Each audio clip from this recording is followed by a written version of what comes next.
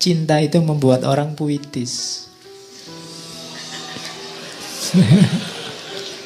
Ya, kalau tidak percaya, yang jatuh cinta itu kan mendadak dia bisa bikin puisi. Ya, oke. Jadi wong kehujanan pinggir jalan gitu aja kamu berteduh, itu kan kalau yang jatuh cinta itu bisa lahir puisi. Tapi yang ndak sedang jatuh cinta kan paling kamu mainan HP apa gitu. Jadi mungkin dua-duanya, dia memang punya bakat bikin puisi dan sedang jatuh cinta, lebih dahsyat puisinya. Oke, Laila juga begitu. Laila juga di beberapa bagian Laila Majnun itu banyak juga mengeluarkan puisi-puisi.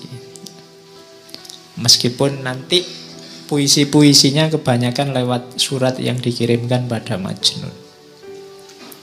Itu salah satu contoh Laila juga mengalami kemabuan. Semua yang tampak dari manusia adalah kebencian. Namun cinta telah memberikan kekuatan. Orang-orang mencemooh hubungan kita, sesungguhnya mereka tidak tahu betapa kerinduan yang tersimpan dalam dada. Jadi syair ini lahir ketika orang mulai rame. Jadi ini dua orang, anaknya orang terpandang, pacaran kemana-mana berdua, tidak bisa dipisah. Jadi gosip di mana-mana. Wong sedang belajar loh, sedang kuliah loh, kok yo pacaran kan itu. Itu terus jadi gosip, jadi omongannya orang. Nah, ayahnya Laila itu merasa bahwa ini pencemaran nama baik. Jadi ini meruntuhkan kehormatan suku. Maka untuk tidak timbul masalah terus, tidak jadi bahan omongan terus, Laila ini dipanggil pulang. Sudah, kamu tidak usah sekolah, di rumah saja. Jadi dua anak muda yang sedang senang-senangnya, sedang mabuk-mabuknya, sekarang dipisah. Dan dimulailah babak pertama kegilaannya Majnun. Jadi waktu dipisah itu mulailah dia nyari-nyari cara untuk ketemu, tapi tidak bisa. Mulai keluar banyak syair, tangisan-tangisan. Kemana-mana yang keluar dari mulutnya hanya Laila. Pokoknya Laila, Laila, Laila. Terus yang keluar dari mulutnya itu. Ini pelajaran sebenarnya dari Nizami. Kalau kalian memang sedang jatuh cinta sama Allah, akan keluar secara otomatis dari mulutmu nama Allah. Kamu sengaja atau tidak, pasti akan keluar. Kalau itu memang cintamu pada Tuhan sudah tumbuh dalam hatimu. Tidak bisa dipaksa. Mungkin sekali-sekali kamu, Pak, saya pengen jadi orang kaya wali-wali sekti itu. Dari mulutnya Allah terus. Mungkin 5 menit kamu bisa Allah, Allah. Bariku ya lali. Kenapa? Fondasinya belum ada. Ya tekadmu ada, tapi fondasinya belum. Cinta. Kalau sudah cinta, tidak perlu dipaksa. Otomatis. Nggak perlu kamu, pokoknya Pak, setiap malam saya baca sekian ribu kali namanya Allah. Tidak harus kamu patok begitu. Otomatis akan keluar ketika cinta itu ada dalam dirimu. Makanya latihanlah jatuh cinta.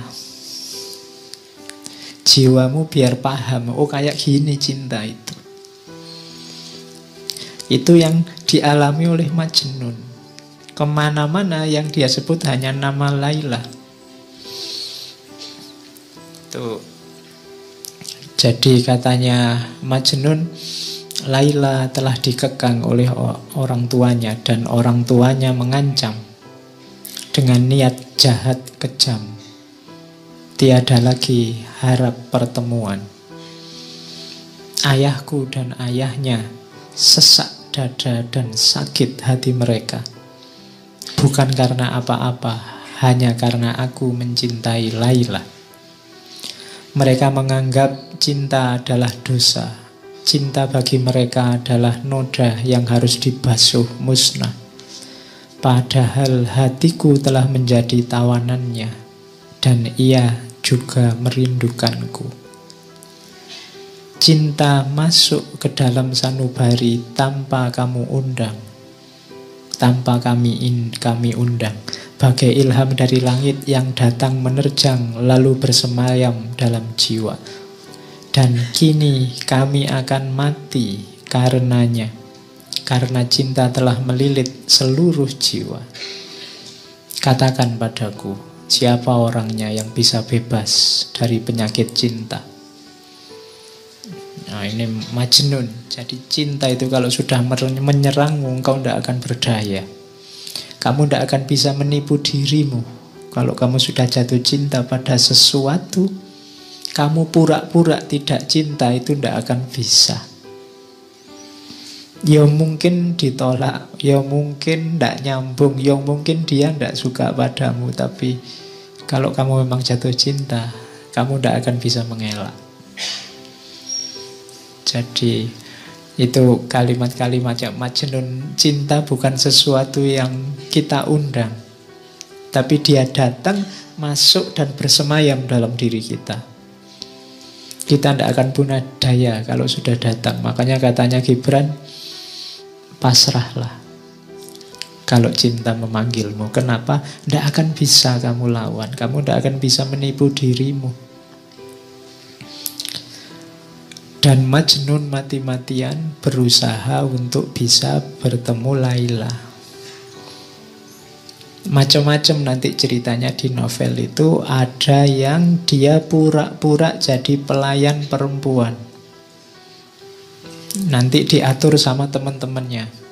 Teman-temannya juga kasihan, ini anak jatuh cinta kok dipisah. Dirancang untuk bisa ketemu. Akhirnya Majnun nyamar jadi anak perempuan. Masuklah ke kamarnya Laila. Ngapain di kamar? Enggak, loh ini penting. Di kamar hanya pandang-pandangan. Sama-sama masih saling terpesona. Hanya diam. Coba kamu baca nanti novelnya. Jadi hanya diam, hanya melihat, saling mengagumi, saling terpesona, dan tidak ngapa-ngapain. Tidak usah dibayangkan aneh-aneh. Terus nanti ketahuan, terus pergi. Ada juga cerita nanti Majnun ini nyamar jadi pengemis. Suatu ketika dia ketemu ada pengemis perempuan. Kemudian pengemis ini ditemui, tolong semua alatmu ngemis kasih saya, semua yang aku miliki tak kasih padamu. Jadi dia mengemis untuk bisa ketemu Laila. Dari rumah ke rumah. Makanya ada syairnya itu kan. Duhai, betapa besar bahaya ku undang sekedar untuk bertemu denganmu. Ku korbankan segala yang ada padaku. Ku ubah diriku hingga engkau pun tak mengenaliku. Ku ayunkan langkah dengan tetes air mata. Dan setelah memasuki perkampunganmu, ku buang semua tanda yang membuat orang mengenaliku. Ku ikat diriku dengan rantai baja bagai budak hina, berjalan menengadahkan tangan meminta sedekah. Dan bocah-bocah itu tiada suka melihatku. Mereka berkumpul mengelilingiku, menghardik dan melempariku seperti anjing pengganggu. Jadi dia sudah ngemis, pura-pura jadi orang hina, minta-minta dari rumah ke rumah, dikejar anak kecil-kecil, diteriaki anjing, Tidak masalah, yang penting akhirnya sampailah di rumah Laila. Itu Majnun. Kini aku hadir di dekatmu, wahai Laila, tak mampu kutahan air mataku. Kasihanilah kelemahanku, begitu berat penderitaanku. Nah, itu Majnun. Jadi dan tidak ketemu, hanya sampai rumahnya saja. Yang penting sampai rumahnya Laila. Bisa melihat rumahnya itu sudah senangnya luar biasa. Itulah cinta. Kalau kamu jatuh cinta, melihat sandalnya ada di luar itu senang. Oh iya kan? Wah, alhamdulillah ada sandalnya, berarti dia ada di dalam. Nah, itu jatuh cinta. Ada cerita yang lain, suatu ketika Majnun sampai pura-pura jadi binatang. Iya. Jadi suatu ketika dia lihat penggembala kambing yang itu bisa bebas keluar masuk di tempatnya Laila.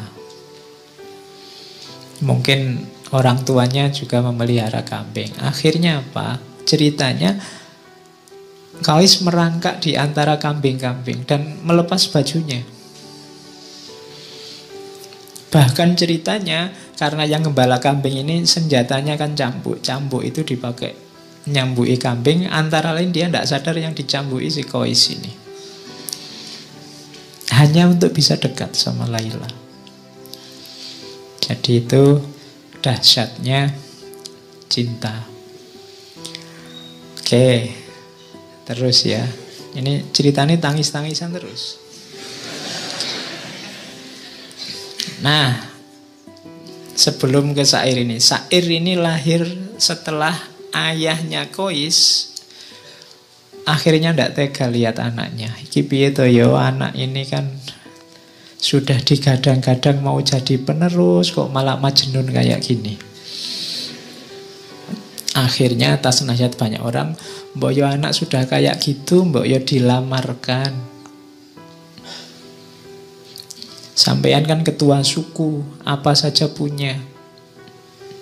Akhirnya dituruti oleh orang tuanya. Qais pulanglah ke rumah. Tenang saja, tak lamarkan sekarang ke tempatnya Laila. Dilamarkanlah oleh orang tuanya ke rumahnya orang tua Laila.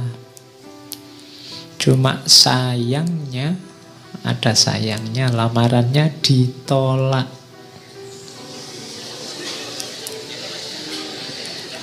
Iya. Jadi kenapa ditolak? Padahal ayahnya sudah bilang, minta apa saja saya penuhi. Syaratnya apa saja bisa saya penuhi, termasuk seandainya nyawaku yang harus jadi taruhannya. Katanya orang tuanya Laila, siapa saja boleh menikahi anakku kecuali putra Anda.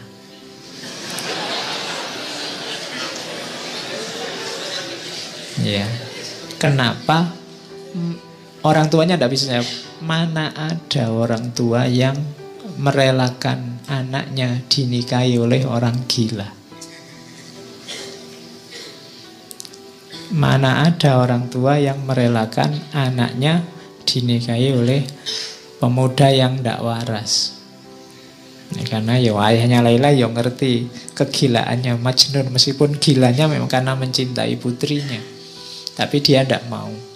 Wong dulu masih waras, pacaran saja digunjingkan orang, kita malu luar biasa, apalagi sekarang. Jadi sudah serius seperti itu masih ditolak.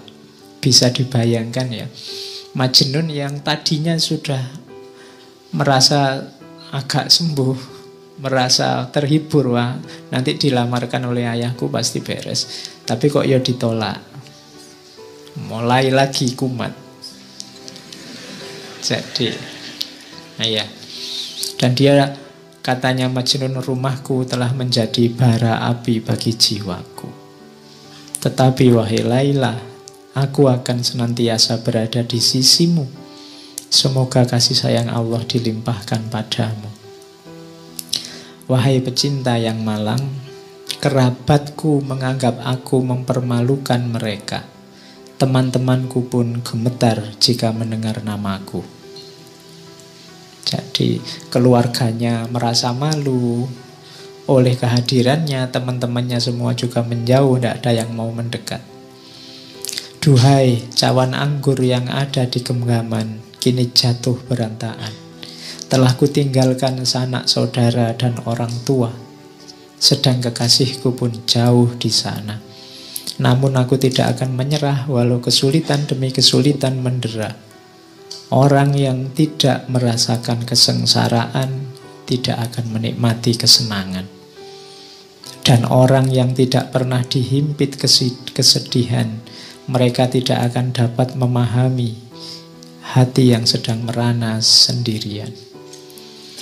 Jadi mulai dari sini Majnun nanti mulai menyepi, menjauh dari keluarga, menjauh dari masyarakat, hidup di padang-padang pasir.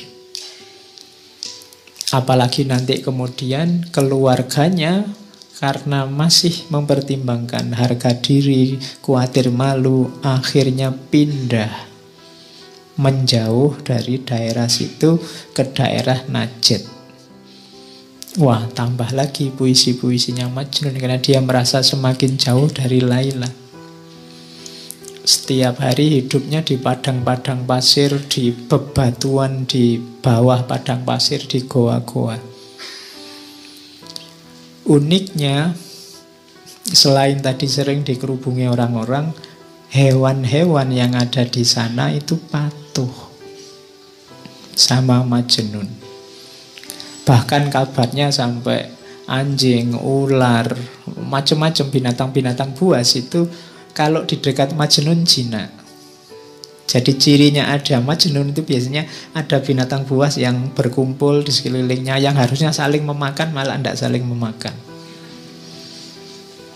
Itu penjelasannya Nizami untuk menunjukkan bahwa orang yang jiwanya diliputi oleh cinta, auranya juga aura cinta, siapapun dekat akan senang. Beda dengan orang-orang yang jiwanya penuh kebencian. Jangankan ngobrol mendekat aja males, hawanya ndak enak. Iya. Jadi bangun jiwamu dengan aura yang penuh cinta. Bahkan binatang buas pun bisa tunduk, bisa patuh. Kadang-kadang kalau Majnun sedang tidur di tengah padang pasir, binatang-binatang ini yang menjaga. Itu kelebihannya para pecinta. Oke. Ini pelajaran dari Majnun lagi, bahwa cinta itu kebebasan. Wahai Laila kekasihku, berjanjilah pada keagungan cinta, agar sayap jiwamu dapat terbang leluasa. Melayanglah bersama cinta laksana anak panah menuju sasarannya. Cinta tidak pernah membelenggu, karena cinta adalah pembebas yang melepaskan simpul-simpul keberadaan. Cinta adalah pembebas dari segala belenggu. Jadi contoh paling mudah, di mana sih pembebasannya cinta itu? Majnun tidak lagi terikat oleh apapun selain cintanya. Dia rela kehilangan bahkan keluarganya, apalagi posisinya sebagai putra mahkota, apalagi kedudukannya, teman-temannya. Dia enteng saja melepaskan semuanya.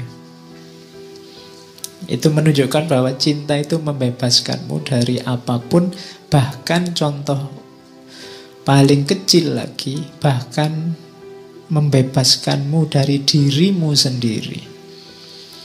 Cinta membuat orang tidak egois. Kalau masih egois, masih belum cinta. Masih egois itu kan masih berpikir tentang dirinya sendiri terus. Perhitungan apa yang enak, apa yang menguntungkan bagiku. Tapi orang yang jatuh cinta tidak. Makanya katanya Majnun, cinta itu membebaskan manusia. Kalau kita semua menggunakan relasi cinta, mungkin hari ini nggak sepanas ini, nggak sesumpek ini. Kampanye itu mungkin juga nggak panas kalau saling mencintai. Mungkin yang satu bilang, ya kalau beliau mau jadi presiden, ya monggo saya persilahkan. Nanti yang satunya bilang, jangan gitu, saya ndak enak. Sampean juga ndak apa-apa, silahkan jadi presiden. Ayo, bayangkan loh kalau yang kampanye kayak gitu kan enak, kita bisa ketawa-ketawa bareng. Oke, sekarang kan saling rebutan. Kalau cinta saling membebaskan. Oke. Terus, walau dalam cinta setiap cawan adalah kesedihan, namun jiwa pecinta akan selalu memberi kehidupan. Jangan takut sedih, jangan takut ganjalan, jangan takut penderitaan. Karena cinta akan selalu memberimu hidup. Yang pernah jatuh cinta kemudian patah hati bisa memahami ini. Kesedihanmu itu yang luar biasa itu, itulah yang menghidupkanmu lewat kenangan-kenangan, memori-memori. Indah loh. Kenangan itu kan membuatmu kangen, membuatmu rindu, membuatmu ingin ketemu lagi, ingin hidup sebelum bersama dia. Jadi cinta itu sakit, tapi sakitnya cinta itu ngangeni.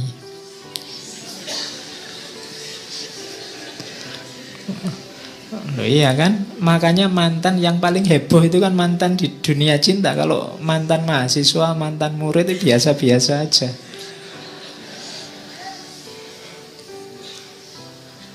Banyak racun yang harus kita telan untuk menambah nikmatnya cinta.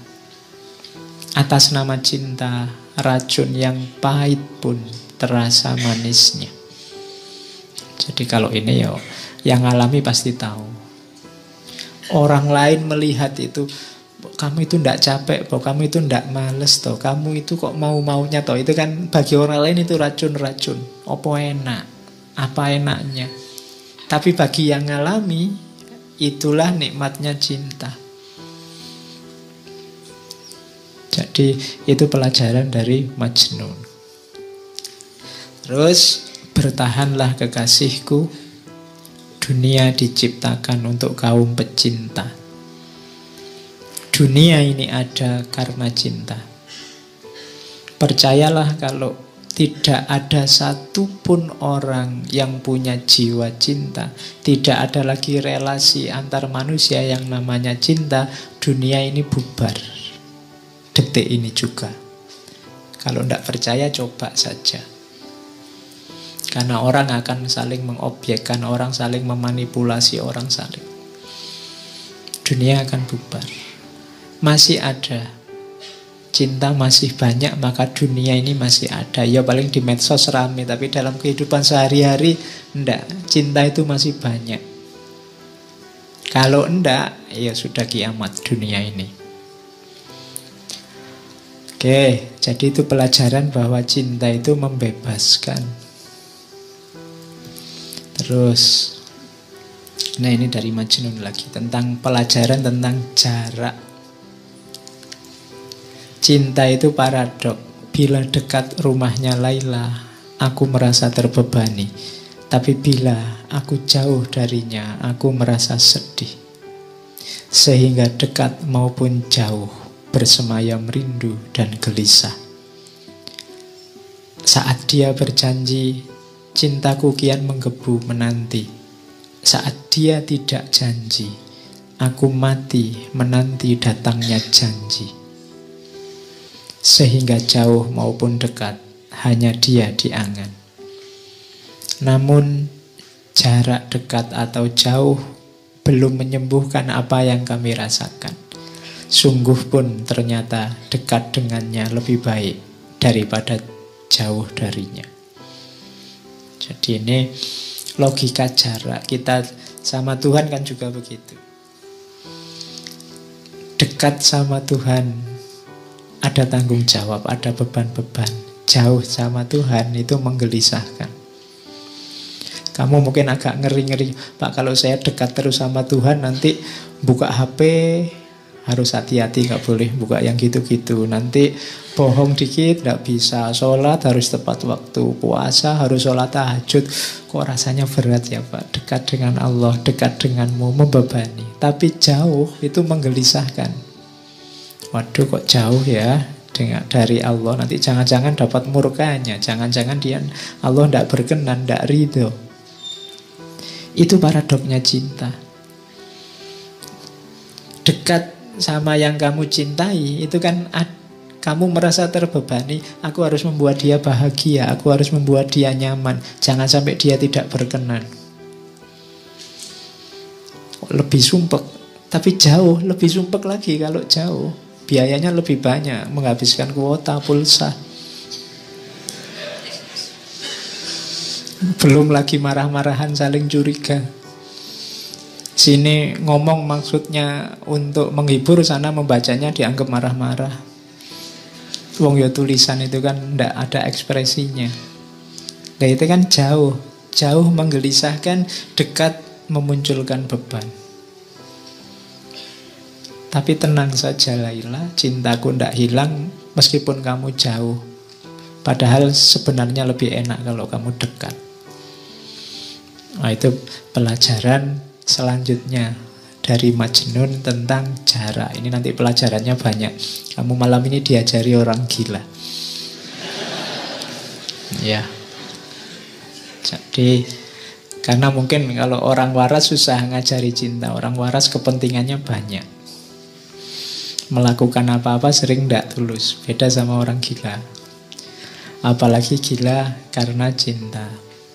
Oke. Jadi itu pelajaran selanjutnya tentang jarak. Pelajaran selanjutnya itu syairnya terkenal sekali.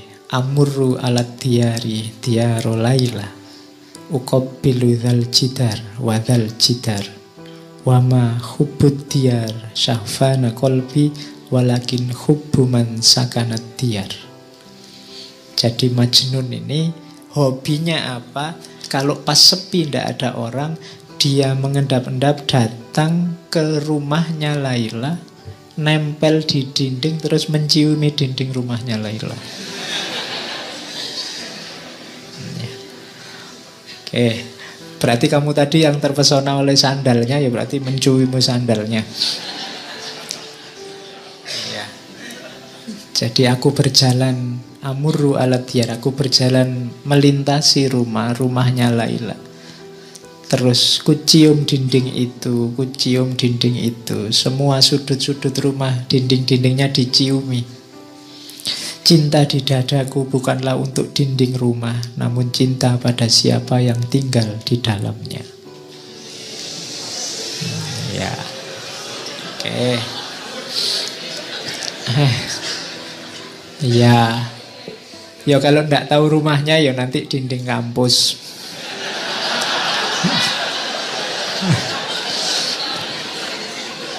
Loh iya loh. Jadi kalau pas lagi kuliah itu kamu bisa nyiumi dinding. Nanti kalau ada dosennya lewat, ngapain? Saya tidak menyiumi dinding ini, tapi yang sedang kuliah di dalam, nah, gitu. Oke. Ya. Jadi apa? Ini pelajaran dari Nizami. Kalau kita jatuh cinta, maka semua yang berhubungan dengan yang kita cintai pasti juga kita cintai, kita hormati, kita hargai, jadi berharga. Berarti apa? Kalau kita cinta sama Allah, pasti kita juga memuliakan dan menghargai semua yang berhubungan dengan Allah. Apakah itu manusia, apakah itu binatang, tumbuhan, alam semesta. Konsekuensi dari mencintai Allah pasti mencintai semuanya, karena dalam semuanya ada tanda-tanda kehadiran Allah. Temboknya Laila adalah tanda adanya Laila. Maka semua orang, semua makhluk harusnya juga kita cintai. Kalau orang ngaku mencintai Allah tapi masih ada yang dia benci di alam ini, padahal semua yang ada di alam semesta ini adalah tanda-tanda kehadirannya Allah, berarti sebenarnya dia belum terlalu cinta.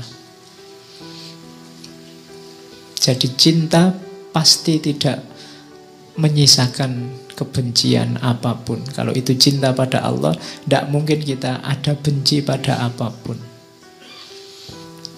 yang bukan Allah. Karena yang bukan Allah itu kan juga berhubungan dengan Allah. Jadi ini, kisah ini pelajaran dari Qais bahwa semua yang berhubungan dari Laila adalah manifestasi kehadirannya Laila. Dia hormati, dia hargai, dindingnya dia ciumi.